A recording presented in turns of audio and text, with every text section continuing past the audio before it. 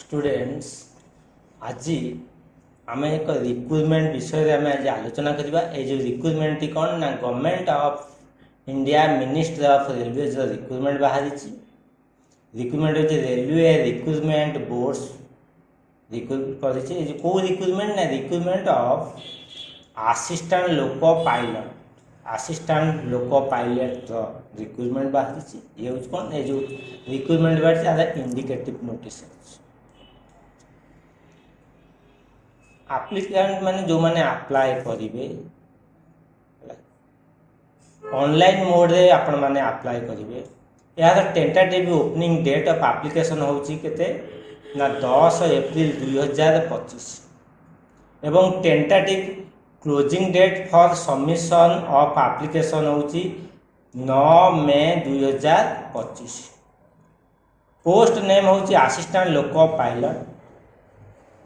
पे लेबुल आज पर 7 पे 2 इनिशियल पे होची 19,900।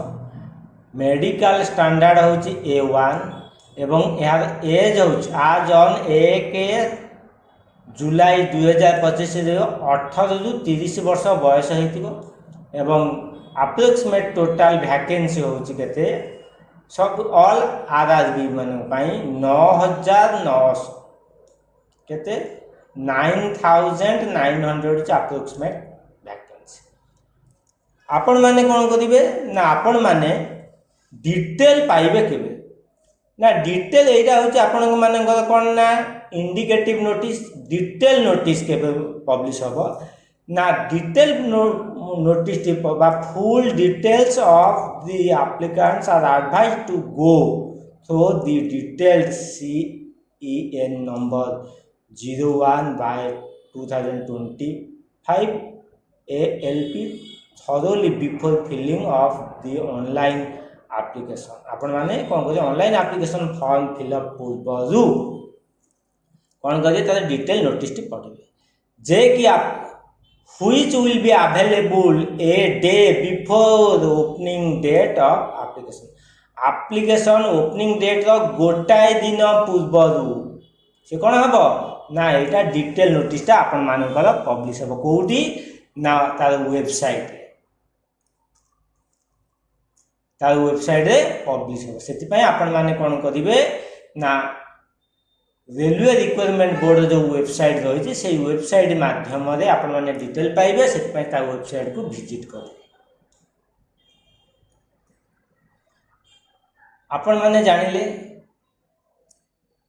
को पोस्ट केते बाहरी एवं आपण माने कोन करिवे केबे अप्लाई करिवा बा करिवे एवं तार बापा तार फास्ट डेट केबे लास्ट डेट केबे से हिसाब से आपण माने प्रिपेयर हेबे। नोटिस पढिबे नोटिस पब्लिश हेले डिटेल नोटिस टा को पढिबे फुली पढी कि बा टोटली पढी कि भलो से क्लियर हे कि आपण माने कोन करिवे ऑनलाइन ने अप्लाई करिवे जा फल रे आपण डिटेल पढी कि भल भाव बुझिकी ऑनलाइन में अप्लाई कले आपण मानकर कौन प्रोब्लेम हम ना कि आपण माने कौन आपण मानकर एप्लिकेशन टी रिजेक्ट हम ना।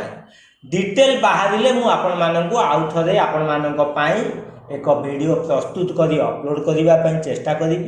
आपण माने ए मोर चैनल को बहुल भाव लाइक करंतु शेयर करंतु सब्सक्राइब करंतु एवं सब्सक्राइब करिबा समय रे बेल आइकन बा नोटिफिकेशन बटन को प्रेस करिबा पई भूलिबे ना। आपण मानकर जदि कौन रिक्रुटमेंट रही जाउची ताले आपण माने मते कमेंट करंतु मु मोर पारु पर्यंत चेष्टा करिबा आपण मानकर रिक्रुटमेंट को पूर्ण करिबा पाई।